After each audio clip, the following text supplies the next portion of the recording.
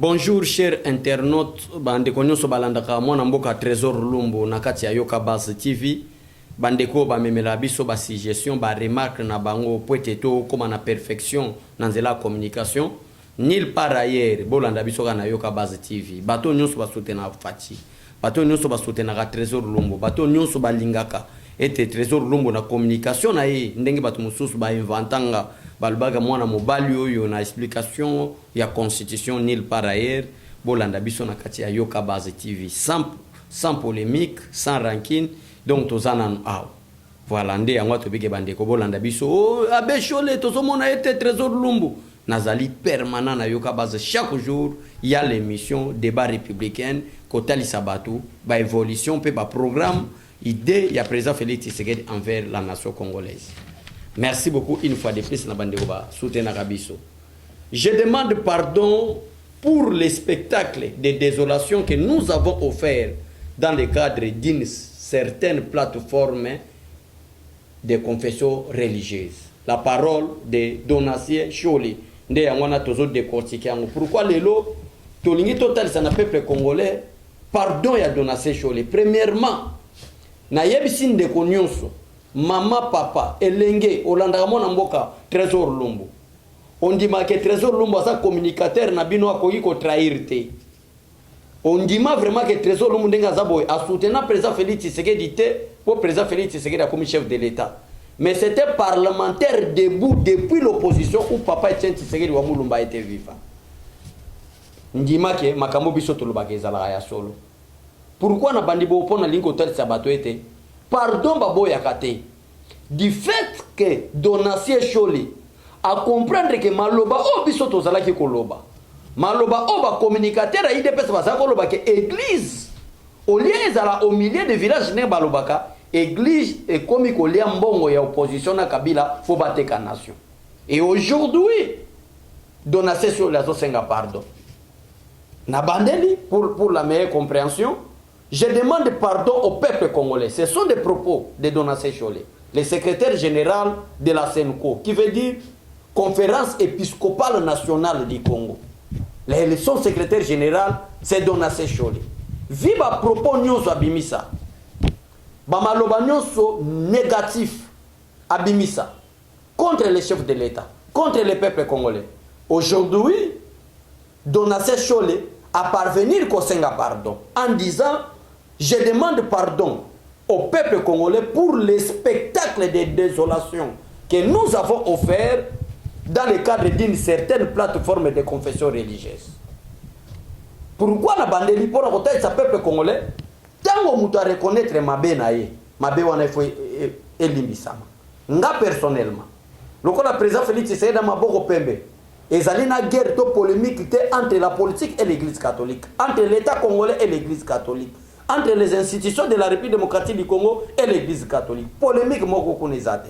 Au nom de la paix na ndimi bolimbisi ya Donatien Choli.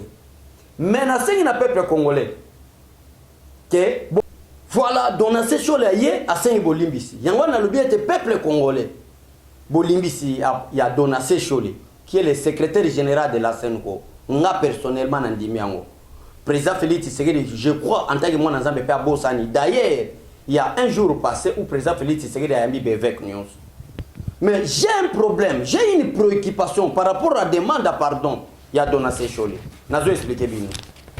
Quel est le problème? Donatien Choli n'a quelques erreurs en tant que serviteur de Dieu. Ba propos na ko bimisate mais abimisango. À faire 40 000 smartphones. Oyo ya kosa ibiso ke ba pays de gon santé nde ba somba ki pona contrôle électoral. Mais à un moment donné Olivier Kamita Toaleka a expliqué biso que non, ce n'est pas ba pays gon santé. Oh Donatien Choli lobate et Zali Katoumi qui a fait sortir son argent pour que a somba ba 40 000 smartphones na contrôle électoral pour te ba publier matin fayu. Là Donatien Choli n'avait pas encore demandé pardon jusqu'à présent. Ça c'est premièrement. Deuxièmement, na moment il y a élection, il y a pour choisir le président de la commission électorale nationale indépendante CENI. Baboya qui ko bimisa consensus. Baboya qui va choisir président CENI au nom de consensus. Mais loi ou soit règlement, statut et autres bango et le fait qu'au moment où il n'y a pas de concession et c'est la deuxième possibilité qui est élection. Sur 8 confessions religieuses, 6 confessions religieuses pendant Denis Kadima, les 2 autres confessions religieuses, entre autres la Senko et le CC, boyaki na motema moko que élection est salimité. Nde yango wana eza preuve et poussé donation choli à Sengabolimbisi. Mais na élément on a donation choli à Sengabolimbisi. Donation choli la présenta Chibala comme premier ministre à la place du président Félix Tshisekedi na moment ya corps ya Senko. Tshisekedi est mort, a tiki testament, na testament le dit que celui qui va diriger la CNSA, ça sera Pierre Numbi et le premier ministre est Félix Tshisekedi. Mais va présenter l'homme des oiseaux Olengankoi va présenter Bisso Tibala comme premier ministre Olengankoi le la présidence CNSA. Tout ça c'était qui? C'était l'église les donations choli. Mais atika la golobangote, atika la réclamer en gopete. Atika la peko senga pardote. Mais quelle est ma préoccupation? Na limite batubo taxenga. Batubo le baki donation sur le trésor lungu. Pourquoi so attaquer boy? Moi j'aime la vérité. Moi j'aime la sincérité. Moi j'aime les droits. Moi j'aime makambo sal manandenge et longo bani. Mais quel est mon problème?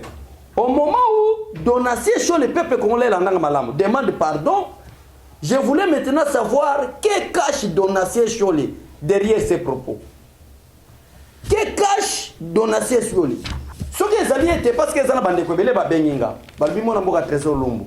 Bisoto landaka yo. Communication salaka to sepelaka. Makambo lobaka depuis au banda communication na yo. To tikala kozwa yo jamais ozo trahir. To tikala kozwa yo jamais ozo combattre. To mona yo makambo lobaka par contre yango wana de kokisamaka. Mais biso tozo comprendre était partout à donation chole. Que cache donation chole? Bazo et là qu'on a posé question que cache donation chole? Donation chole a signé pardon le but de la désolation que nous avons offert dans le cadre d'une certaine plateforme de confession religieuse. A ben yango désolation, c'est pourquoi il demande pardon. Merci beaucoup. Mais au moment où donation chole demande pardon, tu dois comprendre qu'il y avait un individu, l'allié de donation chole, l'allié de la Senko, à la personne de Moïse Katumbi, a eu une consultation na Israël. Après consultation, na pouf, alors big bon, n'a pas quitté son union sacrée parce qu'à chaque ligne rouge, peuple congolais a témoin. N'a pas cosa makamote, à chaque ligne rouge, alors big ceux qui se passer ligne rouge, je vais quitter l'union sacrée. Et ça va propos Moïse Katumbi pour mon n'a constaté. En demandant pardon directement, Moïse Katumbi aussi que moi je ne peux plus quitter l'union sacrée. Qu'est-ce qui se passe? Bayoka nini? Ngana boy jumusu na ko lekisa. Tana nga olena expliquer peuple congolais ni na bana koloba makamba dialogue. Awa. Pardon oyo lokola yemoko cardinal Afridolé Ambongo. Azaki mutu liboso ya koloba ke to bandi à zéro, cela veut dire nandimi Denis Kadima comme président seni to bandeli à zéro to ndimi eto kende élection les chefs de l'état azaka moko Félix Tshisekedi Tshilombo. Et ça va propos ya nani ya Fridolé Ambongo. Mais quelque part tango ya salima kambu oyo un jour après des déclarations ya Fridolé Ambongo donation sur aeko senga pardon. Après pardon ya donation chole mbala moko toye komona Moïse Katumbi alobi je ne peux plus quitter l'union sacrée. Après déclaration Moïse Katumbi de ne plus quitter l'union sacrée après consultation na ye toye komona chef de l'état congolais Fachi ayambi les évêques. Totanga journal les soirs. Il y a Belgique, relayer plutôt, raconte les chefs de l'État congolais, n'a évêque. D'abord pour l'information du peuple congolais, il n'y a aucun problème en termes d'individus entre les chefs de l'État congolais et les confessions religieuses. Aucun problème. Il n'y a aucun problème jusqu'à présent. Car bango mo ndenge ba kendaki, car bango po ndenge ba sengi bolimbisi. Mais tozaka vigilant bolimbisi wana. Seni, ça c'est le journal Le Soir qui a écrit. Ngape na komi yango pour tout ça la communication avec des preuves tangibles. Que makambo tolo batolo baloko ba papi tambate, tozo baloko la bato bazo be la malaria cérébrale, mais tozo des choses vraies. O ezana ba preuve à l'appui. Le Soir yango yo ba relayer rencontre oyo et salemaki entre les chefs de l'État congolais. Mais avant rencontre les chefs de l'État congolais avec tous les évêques de l'église catholique, tout le monde qui rencontre, il y a un chef, il y a une institution, qui est le président Mbosso, qui est le président Bati du Sénat et de l'Assemblée, Sam Alukonde, le Premier ministre, et le conseiller spécial du chef de l'État en matière de sécurité. Après yango, ndetoye komona donation sur la sengi bolimbisi. Après pardon à donation sur le bolimbisi, nde lobby Fati Ayambi les évêques. Journal le soir barélé yango. Balobi boy, les évêques ont décidé de suspendre la participation de l'église catholique dans la plateforme des confessions religieuses. En attendant, ils déplorent également la politisation de la CENI et le climat de méfiance engendré, susceptible de conduire aux élections contestées d'avance et qui, par conséquent, porterait sérieusement atteinte à la cohésion nationale et sociale. C'est déjà, nous déjà clarté. N'a pas propos, Yangwana n'a se posé question. Pour la paix, ça développement. Nathalie, ça peuple congolais. N'a éveil patriotique. N'a éveil à conscience, ya peuple congolais. Qu'est-ce qui cache le pardon de Donaté Choli? Boye ba malam, que bato bazo cours à philosophie. Bato bazo cours à psychologie. Ba Donaté Choli bazo cours à étude ya mutu. Ayebi moment nini, petani na kolo balika boye, peut-être pour fragiliser quelque part. Ça on connaît. Et dans zone ngapé peuple congolais, aye banano po wana. Maintenant, eloko e kusalanga pasi raconter. Ce n'est pas moi, je l'ai écrit dans journal le soir bande konanga. Ezali même na téléphone awa na zuyango. Mais pour la meilleure compréhension, na sepela ki malamu na komango, ndenge le soir barele yango. Seni pour la meilleure audition, pour la meilleure compréhension, nazotanga popo monake, tozan a raison. Seni, les évêques ont décidé de suspendre la participation de l'église catholique dans la plateforme des confessions religieuses. C'est toujours le journal du soir. En attendant, malgré ils ont suspendu, malgré Baboyi, malgré Donaté Cholobi, to suspendre, donc balongwete, ba suspendre. Malgré ba suspendre Senuko na SSC na kati ya plateforme ba confession religieuse o ezalaki ko sala ba marche pour na ko contester de Nikadima, mais na deuxième paragraphe, deuxième point na bango ba lobby, il déplore également la politisation de la CENI et le climat de méfiance engendré, susceptible de conduire aux élections contestées d'avance et qui, par conséquent, porterait sérieusement atteinte à la cohésion nationale et sociale. Place de la Place de la cohésion nationale et sociale mali sous-souté. Dialogue na mboka oyo et kosali masouté. Si et seulement si Donaté sur la sengi pardon en tant que serviteur de Dieu. Na ba trouble basalaki, na désolation basalaki, na comédie basalaki, na ndenge basenjiraki na affaire politique au lieu de prier pour la nation. Si et seulement si Donaté sur la sengi bolimbisi, je te pardonne. Peuple congolais bo taxengate. Nana problème na Donaté sur l'été. Je te pardonne. Na limbisio. Mais si vraiment votre pardon ezali pote tokene na cohésion nationale et bote la biso dialogue et bote la biso tokutana, en tout cas ça ne marchera pas. Ça na kondimangote dialogue to boy to banda ba dialogue mbulani. Combien de dialogues au bino bosala et puis ça déjà résolution malam pour l'intérêt peuple congolais. Combien de dialogues token d'élection ndenge dialogue asuke suki ça ba dialogue nyo c'est ça qui San City. Oh, et puis c'est une nouvelle constitution de la République démocratique du Congo.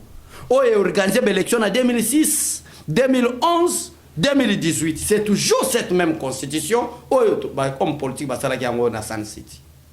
Donc il y a des dialogues. Donc bafouer la constitution. Quelle est cette motivation? Quelle est cette idée-là? Et qu'on pousse parce que il y a des dialogues.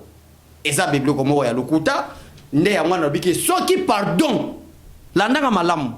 parce que mikolo ba comme azui moi vidéo nanga na sali muke a 4 place mongo boy a publier na ba Facebook ko katate zone vidéo mobimba tia peuple ba comprendre l'idée c'est quoi ceux qui pardonnent à eux ils apportent avancer je te pardonne mais ceux qui pardonnent ils a que token de dialogue token na ba réforme institutionnelle toyokana ndenge bino moko na raconte bino bozolo ba il déplore également la dépolitisation de la CENI. CENI n'est pas politisé. CENI n'est pas politisé. En tout cas, avec intention à dialogue, que Bolimbisi, en tout cas, nous allons d'accord. On s'est posé une question que cache le pardon de Fridolé à Mongo, que cache le pardon de Donassé Cholé, que cache le pardon des confessions religieuses derrière ces pardons qu'on a demandé. On a le premier point. Tolingaki, totalisa, bande konabiso. Parce que point ngo et se coïncider. Malobango et se coïncider. Et l'ongo ya cardinal Fridolé Mbongo. Nenga kutana ba chef d'institution. Et comme ya Donassé Cholé, comment est-ce qu'il a demandé pardon? Et comme ya Bévek, comment est-ce qu'il était reçu par les chefs de l'État congolais? Après, dans ce cas, moi je ne peux plus quitter l'union sacrée. Tala, toi banami kiti. Bo boulete ke ba kelasi obino botanga biso totanga ba kelasi ya mabe. Ba même livre obino bozako salila. Ba même analyse scientifique bozako sala. Yango na pe biso totangeli, yango na biso pe toyebi. Boko lekela biso na mayele te toyebi yango. Mbala moko Moïse Katumbi era yoki makambwana o na ko quitter sénité au nom de la paix. Nana yebi sa kyoke soko longo union sacrée. Insécurité qui me ozalate. Qui t'a informé? Au nom de la paix, je ne peux plus quitter l'union sacrée. En tout cas, si c'est le pardon là, c'est pour les dialogues. Jaja, et au côté. Et aussi au salemate. Merci beaucoup, peuple congolais. Na première partie Nabiso. Officiellement, les problèmes des militaires ougandais. Félix Tshisekedi a teki mboka na Uganda. Félix Tshisekedi a teki mboka na Kagame. Et à chaque chose, vous avez le président Félix Tshisekedi. Bon, comme ça, on a toujours limité. Où en sommes-nous avec 30 millions de dollars pour la construction des villas?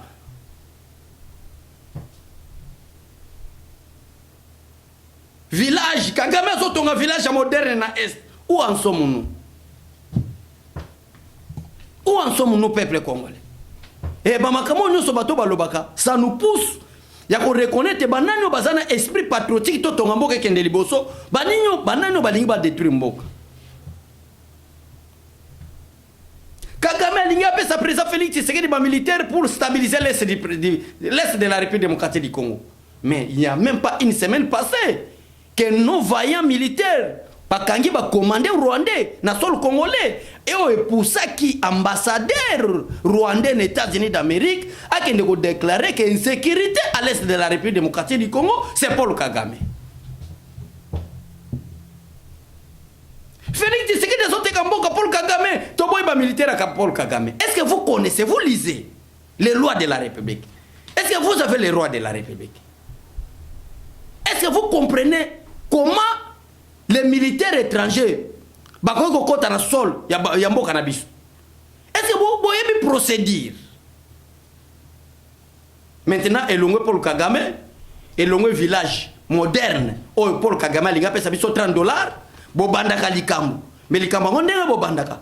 Bo yeba pe ko suki sangote. Maintenant les komi ba militaire ougandais, peuple congolais. Quand les Français baloba, il faut choisir l'homme qu'il faut à la place qu'il faut. Problème est bon ma congolais ngwana. Congolais nous ça pencha na ndeko na ye. Na sika ndeko na mata parce que to yiba mbongo. L'état est déjà révolu peuple congolais. Maintenant aujourd'hui, problème ba militaire ougandais, problème ba militaire rwandais, bobosani, problème à village moderne, bobosani, problème ya Tilombo Airways, bobosani, maintenant bo sauter et comme problème ba militaire ougandais. Ba militaire ougandais. Est-ce que vous voyez la cause de Tshisekedi à Koufela? Vous voyez pourquoi aujourd'hui Tshisekedi est chef de l'État congolais? Est-ce que vous voyez mission chef de l'État? Il y a président Félix Tshisekedi. Maramo Bokomi, militaire ougandais. Lingambo kana ebibe congolais à solo. Congolais a des mères et des pères. Le coup là biso ba vrai congolais à solo. Malobo na compagnie ezala ba congolais à solo te. Eza bato balinga bateka mboka. Eza bato balinga te ba congolais ba évoluer. eza bato baboya changement mentalité na mboka oyo bango nde basala bamaloba wana. Mais vrai Congolais à comprendre ya solo que vrai changement c'est président Félix Tshisekedi. Lokola zana mwasi mo boye musala ne bona ebite bandeko bala nga ba yebe mwasi mo boye elongi no komona ki aza Rwandais. Yebe mission eza ko attaquer président Félix Tshisekedi. On n'en disconvient pas. C'est ça la démocratie, la liberté d'expression. Mais est-ce que vous pouvez nous prouver bah moment tu as attaqué Kabila, tu as attaqué Kabila d'une manière illégale. Tu as attaqué Kabila d'une manière légale. Tu as attaqué Kabila makambo eza solo. Tu tikala koko c'est la Kabila makamute. Tout ce que les combattants de l'IDPS, tout ce que les parlementaires debout de l'IDPS disaient concernant M. Joseph Kabila était vrai. Preuve la pluie yango. Yango ebimisi ba glory anteu. Yango lelo ebimisi ba Selemani mutu ankale. Tango toko lobake comme papa ne mutu ankale. Ba balobi bolingi ko c'est ce n'est pas un sujet. Ba député belge, ba gangi balobi que c'est nous qui avons imposé Joseph Kabila comme chef de l'État congolais. Ba to ba boyikate. Ba parlementaire debout de l'IDPS. Bo bengi bango bo fingi biso ba idiot. Ba to ba lekisa ba tana ba sanzete. Mais aujourd'hui, vous êtes tous d'accord avec les rapports. Ya Congo hold up. Vous êtes tous d'accord. Abimisi ba vrai bandeko, il y a Joseph Kabila. Qui peut me prouver depuis Papa Etienne Tshisekedi Azalaki vivant, depuis Joseph Kabila comme président de la République Namboko en 2001, quelles sont les déclarations? On ne peut pas accepter d'être des esclaves d'un individu qui n'a même pas passé à l'université, d'un individu qui n'a même pas passé l'école maternelle. Et toi, comme esclave, un simple chauffeur, un simple mécanicien, qui devient le chef de l'État congolais, nous, on a attaqué dans des vrais. Mais c'est une Rwandaise, cette femme-là, une petite Rwandaise. Parce que cette femme est séduisante. Il est là pour séduire les hommes. Et la mission na bango ba Rwandaise ezalaka ko séduire ba homme congolais pour être ba kwena piège na bango. Il est en train de séduire beaucoup d'hommes, mais c'est une Rwandaise. Na otanga communauté na fula yo bango. Moussa Neza ko finga chef de l'État. Et vous voulez que nous aussi là, tel que nous sommes là, et les hommes vrais, là où on a compris que les changements au Congo, c'est le président Félix Tshisekedi, Bonigito comme là, cette pite rwandaise qui insulte les chefs de l'État matin, midi, soir. L'élo est commis. Mais je voulais dire quoi par rapport aux militaires ougandais? Officiellement parlant, le président de la République démocratique du Congo, son excellence, Félix Antoine Tshisekedi Tshilombo, n'a pas encore autorisé, jusqu'à présent, n'a pas encore autorisé l'entrée des militaires ougandais, bien que certains députés de l'Est, tels que l'actuel ministre de l'enseignement supérieur, Moïse Nzangi, le souhaite. Parce que Moïse Nzangi a souhaité les militaires ougandais. Mais officiellement parlant, il n'y a pas encore l'ordonnance du chef de l'État autorisant l'arrivée des militaires ougandais. Alors, qu'est-ce que je peux dire alors? C'est faux et archi faux. Parce que nous attendons le chef de l'État par des actes de l'ordonnance présidentielle. Diabolisation. S'il y a des Congolais, oh, attends 1 centimètre et un bon canabiso, tu peux côté kate. Président Félix Tshisekedi est numéro 1. S'il y a des Congolais maintenant là, oh bah décider à monter ma banque, attends 1 centimètre en boka nabiso to côté kate. Félix Tshisekedi est numéro 1. Ça je vous dis la vérité, sans flatterie, sans escroquerie politique comme font les autres, des Fayoulou, des autres là. Mais jusqu'à présent, il n'y a pas l'ordonnance présidentielle. Voilà, en quelques lignes, émission to linga toya to salanabino. Merci na bande gonyo so balanda kabiso. Mais toko chité jamais sans to lobela. Promesse to pesa bino lundi ya Willy Bakonga. Toko chité bongote. Willy Bakonga bimi, Willy botala degré Kabila Tikamboka. Botala degré mboka ezako kende na kokufa. Bino mo comprendre. Donc, Batouani va comme ça président Félix Tshisekedi, même magistrat du parquet, pour établir un état de droit. Alors, le chef de l'État congolais a commis magistrat du parquet pour établir un état de droit. Changement de mentalité.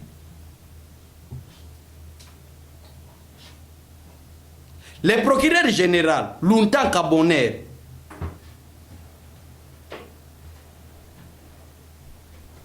qui est le procureur près de la cour d'appel de Kinshasa Gombe, qui a libéré Willy Bakonga frauduleusement. Je parle bien frauduleusement. En libérant Willy Bakonga, ayeko djembe la ordonnance du chef de l'État, il y a juillet 2021. Où le président de la République a gracié Batebele, entre autres, le colonel, le chef d'état-major, Laurent Désiré Kabila. Parce qu'il a libéré une ordonnance présidentielle il y a juillet 2021. Alors ce procureur-là, na magouya sali, na lokoso ya mbongo, na muyibi na ye, bake ko collaborer na Willy Bakonga secrètement. Pourquoi? Pour être libérer Willy Bakonga. Et ce procureur-là, de la cour d'appel de Kinshasa Gombe, nde ake ko libérer Willy Bakonga frauduleusement. Vraie version, on va vous expliquer bien lundi. Lundi, on va vous expliquer bien. Maintenant, pour être azala sanctionné na statut qui régit les magistrats, mais azala sanctionné à l'article 162 bis du code pénal, livre 2. Qu'est-ce qu'il doit faire? Akeko Diembe la lobi que Willy Bakonga a été bénéficiaire. Willy Bakonga a été bénéficiaire et à grâce présidentielle. Bakunyo so balanda biso na yoka base. A été bénéficiaire et à grâce présidentielle. Même si, mais dans ce cas, ce n'est pas vrai. Et ça dans le quota. Willy Bakonga n'était pas bénéficiaire à grâce présidentielle parce qu'il y avait des conditions de l'ordonnance du chef de l'État. Ouais, c'est là qu'il faut gracier les prisonniers. Et dans les conditions, il faut être éligible. Mais Willy Bakonga n'était pas éligible pour être à grâce présidentielle. Ça, c'est premièrement. Deuxièmement, même s'il est déficiaire, il y a ordonnance présidentielle. Ce n'est pas au procureur près de la cour d'appel Kinshasa Gombe à Kosalango. Mais quand la juridiction est condamné Willy Bakonga, cela veut dire quoi? Les procureurs près de la cour de cassation. Chers internautes, le peuple congolais va bébi ça va valer. Donc, il est clair qu'il s'agit là d'une fraude au procureur Luntaka Bonner à Sali. Et comme il y une fraude commise par ces magistrats, fraude wana, et exposer les procureurs kakate na sanction disciplinaire pour abus de pouvoir conformément au statut qui régit les magistrats congolais. Mais aussi, ces procureurs risquent de poursuites judiciaires pour facilitation d'évasion des détenus, conformément à l'article 162 bis du Code pénal, livre 2. Au cas où Willy parvenait à s'éclipser. Voilà, dossier Tolinga, Tope Sabino, vraie version. Pandekonyo Sobadanda Biso na Katia Yoka base. Soutenons Fati, c'est notre frère. Soutenons Fati. Ce qui escroquerie monétaire, et comment tu as niveau à magistrat. Ce qui coopération, et comment tu as niveau à magistrat. Alors vous demandez à un individu à changer le domaine. Ok, tous, nous appelons tous à changement de mentalité. Merci à staff technique à Yoka base. Merci Bandegonyo Sobadanda Biso. Au revoir et bye bye.